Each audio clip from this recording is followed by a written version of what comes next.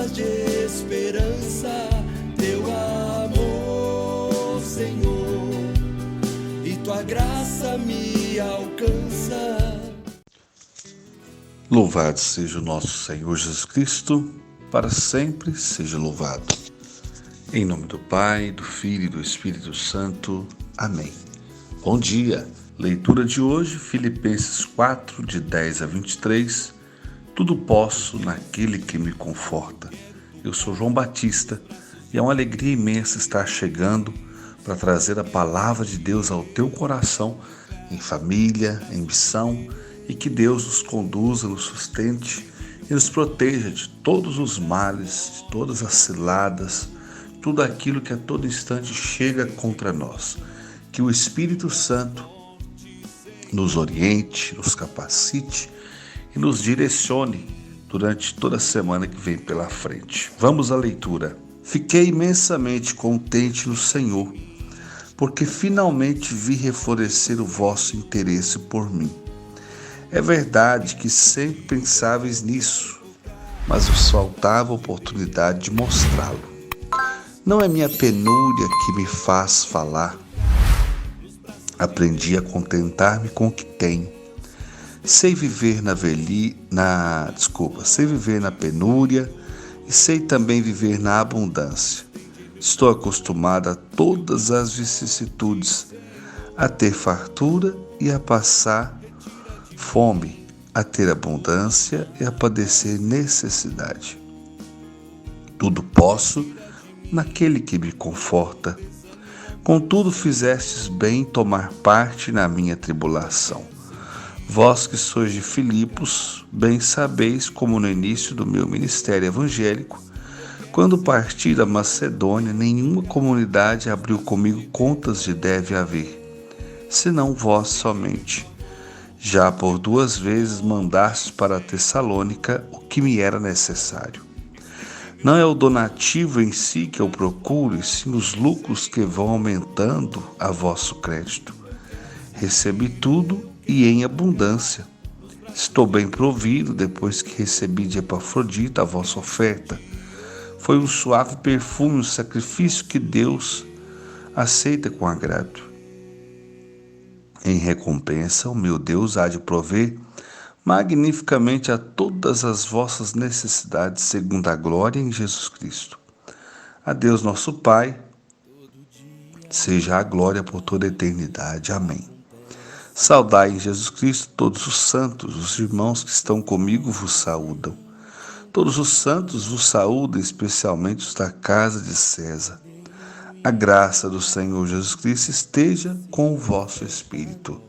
Palavra do Senhor, graças a Deus. Chegamos mais uma vez, ao fim de mais uma carta.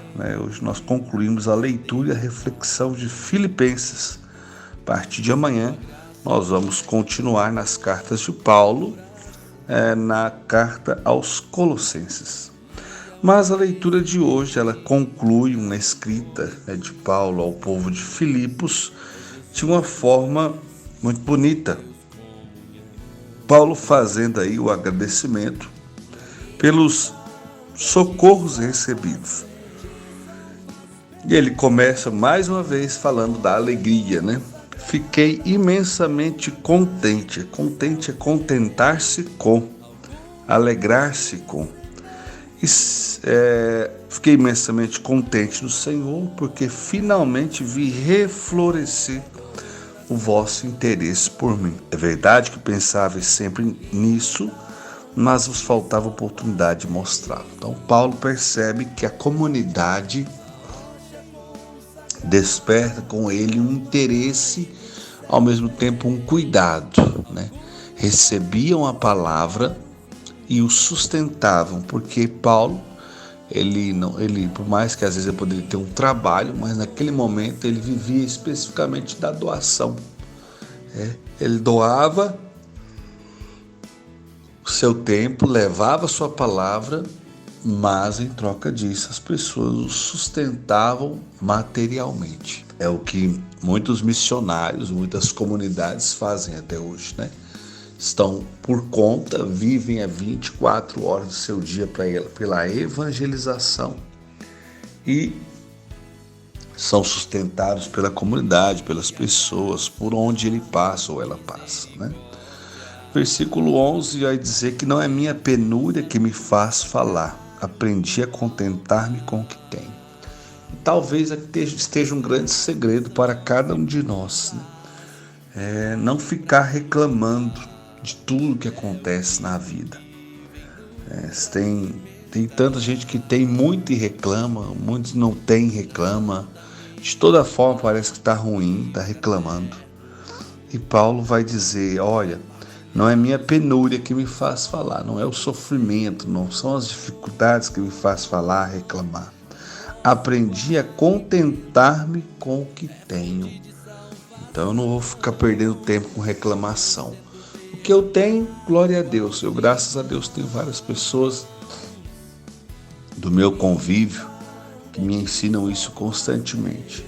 Não reclamar, não lamuriar, mas é contentar-se com aquilo que Deus provê na sua vida. Sei viver na penúria e sei também viver na abundância. Paulo está dizendo, olha, a minha vida é cheia de altos e baixos. Eu já aprendi a viver com fartura, eu já aprendi a viver quando está faltando as coisas, eu aprendi a viver. Estou acostumado a todas as vicissitudes, a ter fartura e a passar fome, a ter abundância e a padecer necessidade. Então, Paulo está contando para você e para mim e para o povo de Filipenses, né? Eu acostumei. Para mim, tanto faz se tiver uma fartura danada, como se tiver apenas o necessário, como se tiver apenas o básico, ou às vezes nem o básico tiver. Então, eu aprendi a viver com aquilo que eu tenho.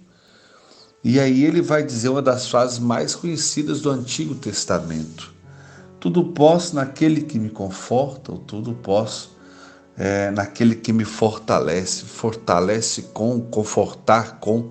Nós somos fortalecidos por Deus, confortados por Deus, tanto faz, a expressão aqui é a mesma. Tudo posso.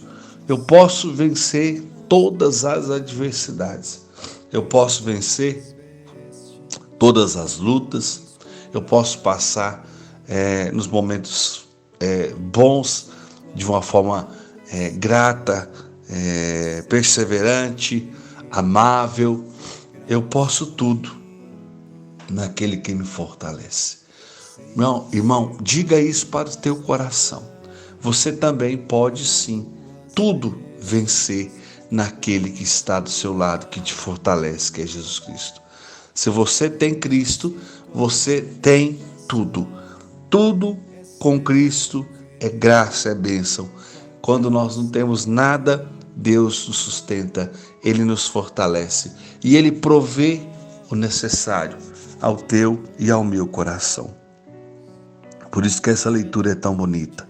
Está ensinando para nós a viver com aquilo que nós temos, a não ficar com inveja, a não ficar reclamando por aquilo que nós não temos.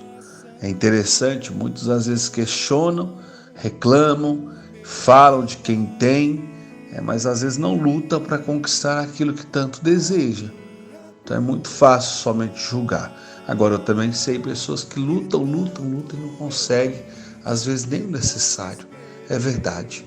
Então nós vamos pedir ao Senhor que venha abrir as portas para nós conseguirmos vencer a cada dia, conquistar de Deus muitas graças, o sustento, o necessário, e sabendo que Deus ele pode dar também de forma abundante. Mas nós precisamos confiar, nós precisamos ser dependentes de Cristo por inteiro. Confiar, ter fé, saber que Ele não nos desampara. Como diz o Salmo, o justo vive pela fé. Então é pela fé que nós precisamos viver. Mas com a fé viva, orante, alimentando essa fé cada vez mais. É assim que nós conseguimos passar por toda e qualquer situação.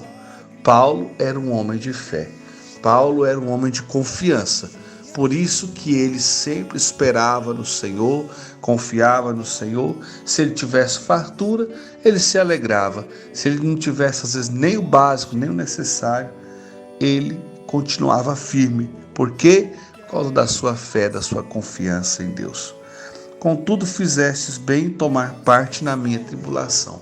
Agora Paulo começa a fazer alguns agradecimentos, porque ele está chegando ao final da sua carta, e ele vai louvar a Deus pelo cuidado da comunidade quando Paulo está aí vivendo uma tribulação. Então, Paulo sabe que ele está sendo sustentado e uma parte desse sustento vem de Filipos. Então ele começa a fazer esse agradecimento. Vós que sois de Filipos, bem sabeis como no início do meu ministério evangélico, quando parti da Macedônia, nenhuma comunidade abriu comigo contas de deve haver, senão vós somente.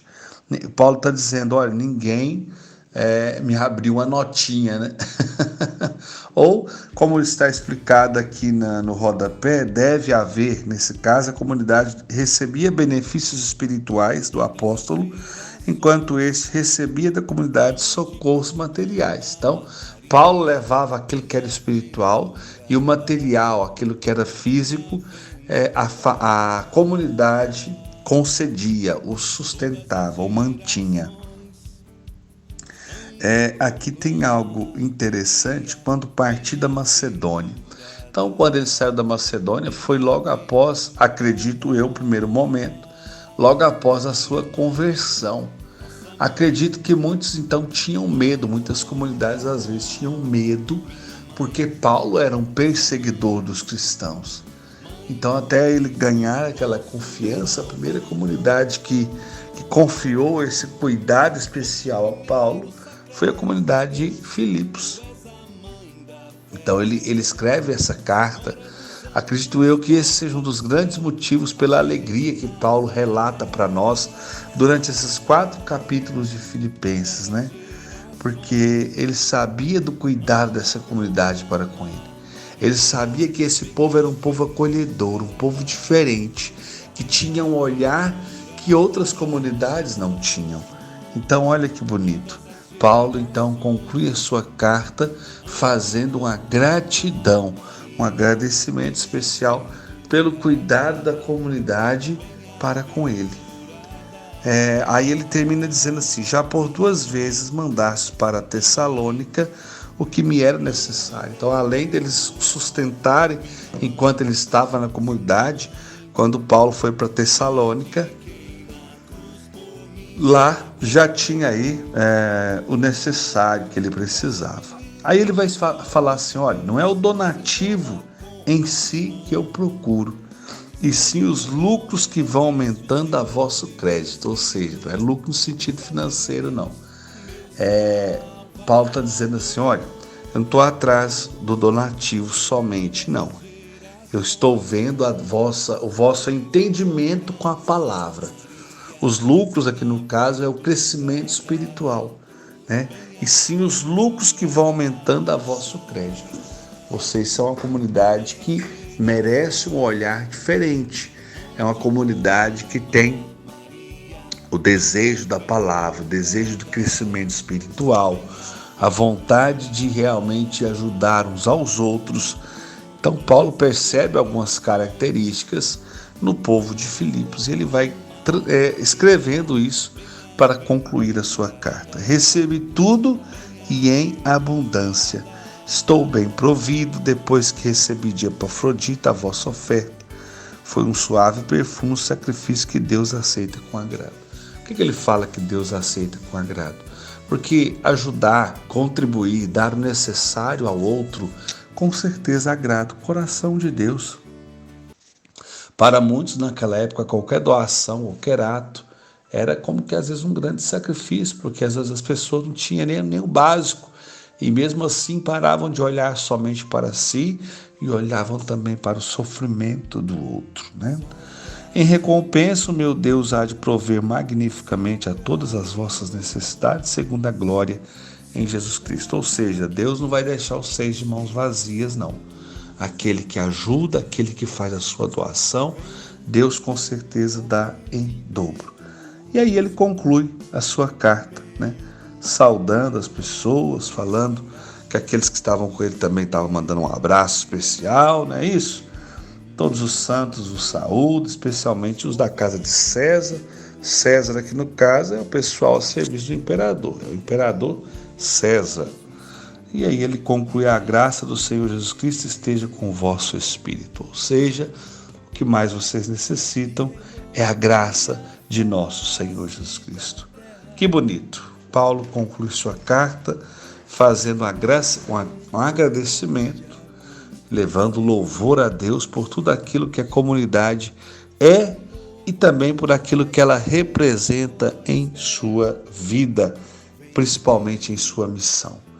Nós, como comunidade, nós temos a missão de prover o necessário para os nossos sacerdotes, para aqueles que estão à disposição do reino de Deus, né? Sustentados na alimentação, na saúde, em tudo aquilo que eles necessitam, porque eles estão com a missão do pastoreio, com a missão da evangelização, com a missão de conduzir a comunidade. Então, lembrando aqui, se você mora aí próximo à comunidade, e mesmo se não mora, mas pertence à comunidade, claro que você pertence, todo lugar, graças a Deus, a igreja é dividida em diocese, em paróquia, em comunidade.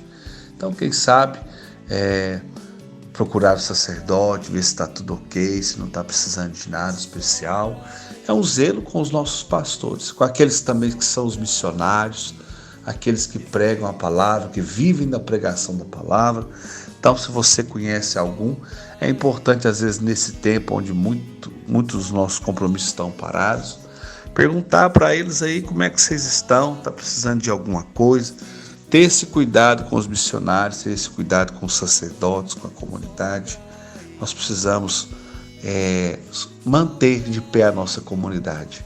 Eu já falei disso aqui um dia, foi uma das pregações que mais repercutiu positivamente quando eu expliquei o real significado do dízimo.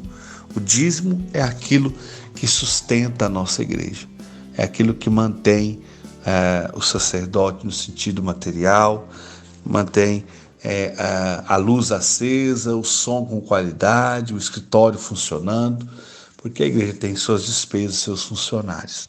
Então, nesse momento de pandemia, quantos % será que não caiu a arrecadação, né? E muitas das despesas continuam as mesmas. Então, nós precisamos ter esse olhar missionário, esse olhar que mantém de pé o templo onde a comunidade se reúne para falar com Deus e para ouvir falar de Deus. Então, que o Senhor nos dê a graça de um coração aberto, de mãos estendidas, para sempre contribuir para com aqueles que doam sua vida para que o Evangelho continue a ser pregado. Deus Santo, Deus Eterno, Deus Maravilhoso, na vossa presença, coloco louvor e gratidão por, junto com meus irmãos, nós temos concluído mais uma reflexão sobre mais uma carta de São Paulo. Pedimos ao Senhor que nos conceda a graça de sermos sustentados pelo vosso infinito amor. Tudo posso naquele que me conforta, naquele que me fortalece. És tu, Senhor. És tu o Deus que nos ampara, que caminha conosco, que é o nosso suporte, o nosso sustento, que é um Deus compassivo e misericordioso. A vós o louvor, a honra e a glória, por tudo aquilo que o Senhor realiza, mas principalmente por tudo aquilo que és. És o Pai, o Filho e o Espírito Santo, o Deus que nos protege, nos guarda, nos ama e nos conduz pelos caminhos da vida. A vós o louvor, a honra e a glória. Em nome do Pai, do Filho e do Espírito Santo. Amém. Sede santos, como Deus é santo. Pois só tu tens, Senhor, palavras de esperança, teu amor, Senhor, e tua graça me alcança.